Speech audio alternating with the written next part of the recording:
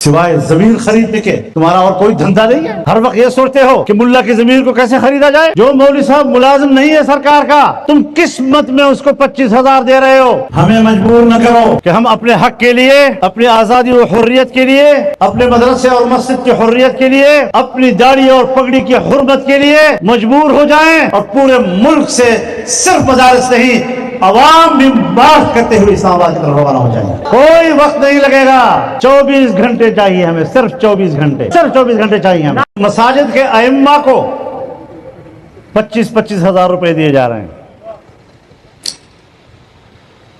یہ تجربہ ہمارے خیبر پختونخوا میں ہو چکا ہے، وہاں بھی 10,000 روپے تھے اور یہاں بھی 10,000 روپے تھے۔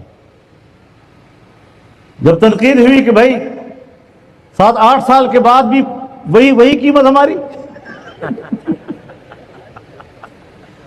تو 25,000 کر دیے۔ ہم تو علماء کو روزگار دینا چاہتے ہیں، او غریب لوگ ہیں بیچارے، 5-5 7 ہزار روپے پہ گزارا کرتے ہیں۔ کب سے تمہارے اندر یہ ہمدردی آ گئی؟ فضل الرحمان تو علماء کو کہ حق پہ ڈاکہ مار رہا ہے، ان کی بھلائی نہیں چاہتا۔ سنو، میرا مولوی اگر کالج میں پروفیسر ہے، اسلامیات استاد ہے، اسکول میں استاد ہے، عربی ٹیچر ہے، قاری ٹیچر ہے، میں نے اس کی ملازمت اور اس کی تنخواہ پر کوئی اعتراض نہیں کیا۔ لیکن جو مسجد سرکاری نہیں ہے، جو مولوی صاحب ملازم نہیں ہے سرکار کا، تم کس مت میں اس کو 25,000 دے رہے ہو؟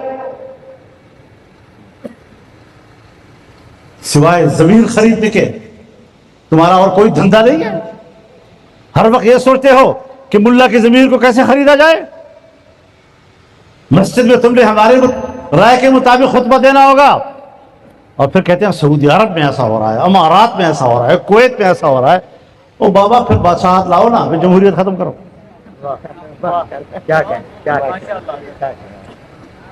ایک مولوی کے لیے وہ مثال بنتا ہے، نظام کے لیے نہیں ہے۔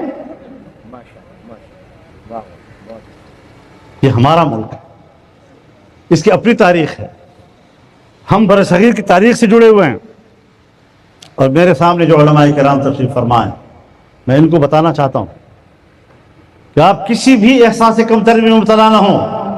برصغیر کی 250 سالہ تاریخ آپ کے پشت پر ہے، وہ قربانیاں آپ کے پشت پر ہیں، اس کی سیاست آپ کے پشت پر ہے، اور کوئی پاکستان میں سیاسی لحاظ سے اتنا طویل تجربہ نہیں رکھتا جتنا کہ آپ علماء کرام رکھتے ہیں۔ لیکن پورا سبق بھلا دیا آپ نے۔ سبق نہ بھلاؤ، یہ آپ کا سبق ہے، یہ ہمارے اکابر کا سبق۔ 250 سال کی تاریخ، ہم جب بیٹھتے ہیں تو ہمارے سامنے 250 سال کی کتاب پڑی ہوتی ہے۔ ہم کسی بھی مسئلے پہ غور کرتے ہیں، کیا پالیسی بنانی ہے، تو ہم پوری تاریخ کے سامنے رکھ لیتے ہیں۔ فلاں موقع پر یہ حکمت عملی ہمارے اکابر نے بنائی، کامیاب ہو گئی تھی، فلانی حکمت عملی بنائی تھی، ناکام ہو گئی تھی۔ کامیاب حکمت عملیاں بھی ہمارے سامنے، ناکام حکمت عملیاں بھی ہمارے سامنے۔ ہمارے لیے بہت آسان ہوتا ہے کہ ہم اس وقت کے حالات میں ایک حکمت عملی بنانے میں کامیاب ہو سکیں۔ تو یہ ساری چیزیں ہماری متاع ہے، ہمارا اثاثہ ہے، تاریخ ہمارا اثاثہ ہے۔ تو اوقاف کا قانون بنایا جا رہا ہے، زبردستی اوقاف کی ملکیت کو قبضے میں لیا جا رہا ہے، جو شریعت کے خلاف ہے۔ آج مدارس کے اوپر دباؤ بڑھ رہا ہے، آج مدارس کے اوپر دباؤ بڑھ رہا ہے۔ قاضی صاحب نے بالتفصیل اس حوالے سے بات کر لی ہے۔ ایک تجویز آئی تھی کہ جی کنونشن سینٹر اسلام آباد میں ایک کنونشن ہونا چاہیے، تو میں نے کہا حضرت کنونشن سینٹر سے معاملہ آگے نکل گیا ہے، اب تو کسی سڑک کا نام لو، کس سڑک پہ ہم نے اکٹھا ہونا ہے،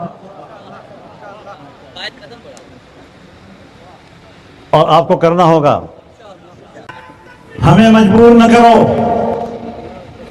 کہ ہم اپنے حق کے لیے، اپنی آزادی و حریت کے لیے، اپنے مدرسے اور مسجد کی حریت کے لیے اپنی داڑھی اور پگڑی کی حرمت کے لیے مجبور ہو جائیں اور پورے ملک سے صرف مدارس نہیں عوام بھی مارچ کرتے ہوئے اسلام آباد کی طرف روانہ ہو جائیں.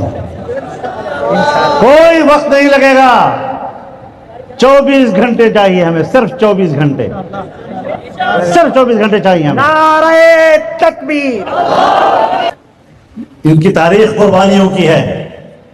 50 ہزار علماء کرام کو بیک وقت توپوں کے سامنے کھڑا کیا گیا, پھانسیوں پہ چڑھایا گیا. یہ آپ کی تاریخ ہے. اپنے دین کی آزادی, اپنی تعلیم کی آزادی, اپنے مدرسے کی آزادی, مسجد اور مدرسے کی حرمت, اس پر مر مٹنا آپ کی تاریخ ہے. آپ آ کر ہمیں کہتے ہیں حضرت مجھے تو 4 شیڈول میں ڈال دیا کہ جائے بھاڑ میں. نعرہ یہ کوئی چیز ہے یار.